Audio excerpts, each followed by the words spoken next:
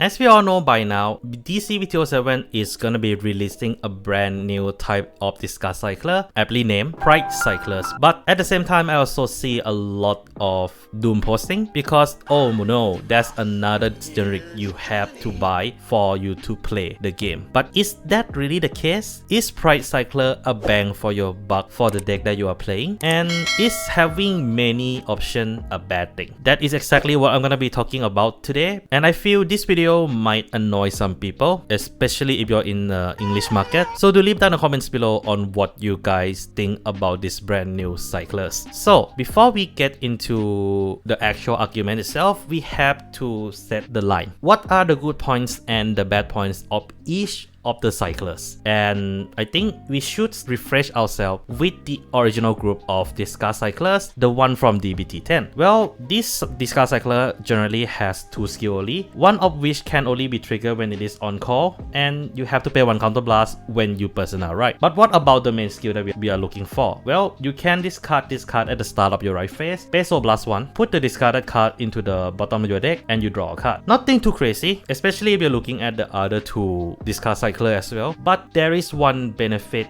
from this group of cyclers. The main benefit of this is the fact that most of these cards are very useful in the later part of the game. Lemina does call a card from soul, provided you can utilize it. Habitable Zone essentially let you break the rules and play to set order within a same turn. If there is one word that describes this group of cycler, I would say powerful. These cards are made to help you to close the game and at least alleviate you in the earlier parts of the game. And in all fairness, it has a least amount of restriction when it comes to discarding the card as well, because there are definitely a few decks that can utilize the skill of this card without you using it for right deck cost as well. So overall, it does have its flexibility, but here's a problem. It is very slow. As the second skill only triggers during the personal right, most of the time once you hit the grade 3, the card has no other use until that part of the turn. And even if there are certain decks that are able to utilize this skill quite effectively, not all decks does. In fact, I can actually count in one hand on how many decks actually interact with this group of cycler outside the right deck. Overall, I would say what make a lot of people don't like this group of cycler is the fact that it is slow. And for decks that require a soul, this is also a no-go. So as much as it is powerful, it is slow and can be a little bit inflexible, which is kind of the opposite of the second group of discard cycler that we received, the gun cycler or energy cycler. Well, it is in its name. This card uses either energy or counter blast to pay the cost for both of the skill, with the restriction where you can only trigger the discard part of the skill when you discard it for the right deck. But it does have compensation of being able to trigger the skill when you use it for guarding as well, provided you call it from hand. The second part of the skill are more or less similar to the original discard cycler, where when it calls, you pay either counter blast 1 or energy blast 3 to do certain things. And most of the skill here revolves around resource in a way, like you are gaining more resource while just simply calling it. Even for discard, the one that is the most offense oriented, is also giving you some form of resource in the form of soul. So the best word to describe gun cycler is flexibility. The alternate cost is what make it flexible, and at the same time, a lot of the timing that you can activate this skill are very flexible in general, and in some cases can be game closing, with Biscotti allowing you to literally just set a bloody OT at the top of your deck. Genuinely disgusting. But it does have a weakness, and that is the fact that counter blast is essential for every deck in general, and for some decks so does the energy. So if your deck do use both of these resources, you are struggling a little bit unless you can charge your resource. So in general, gun cycler definitely is a whole lot more flexible than the original discard cycler, and being able to fit into a lot more decks due to its ability to generate more resource while also having an alternate cost. Then we have the Pride cyclers. So what does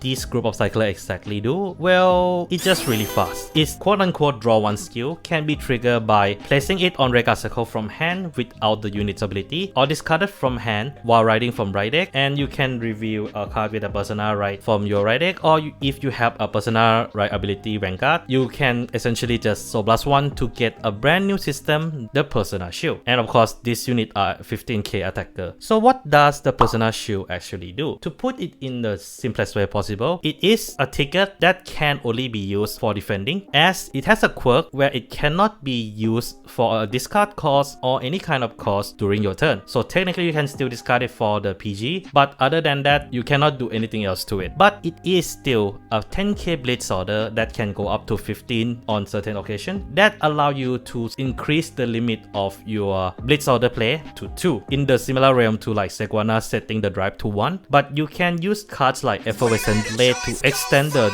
Blitz order use from there onwards. So what is the word I'm gonna associate with Pride Cycler? I would say fast, cause the thing about this card is that it's really helped you to get through the earlier part of the game better, because the Persona Shield is just very useful cards, and if you have more than one copy of this group of cyclers in your hand in the earlier part of the game, you can just call multiple of them, use it for rushing, and at the end of the turn you still have some shield value in your hand, just enough for you to actually defend against decks like Rush deck to essentially just go into next turn. Of course, it is far from perfect, because I would say among the trio of cycler, this one has the least amount of flexibility. Yes, you can use the shield generation skill in more than one way compared to the original OG, but things that you can do with this card is just very limited unless you are in certain nations. So overall, it feels more one note with this group of cyclers, despite it having more than one way to trigger the skill. At the same time, it has the same issue as the original Discard Cycler, where if your deck is very soul heavy or relying on certain cards to be in soul, running this might not be a good idea. And now that I have more or less talked about each of the cycler, both positive and negatively, what is the golden ticket, the best out of the three? The answer to that question is very simple: Gun Cycler. No, God! If you have been in my channel around for a while, you know I have played tested as much as possible most of the deck. I know that the Price Cycler just came out, but among the three cyclers, as I was testing the different build together, Gun Cycler are just simply easiest to slot in, purely because if you don't have enough card in your deck that doesn't use Energy Blast, you can just put this in and it wouldn't interrupt your energy use as much, but at the same time you have to be careful of when you use it as well. The point is, even in the worst compatibility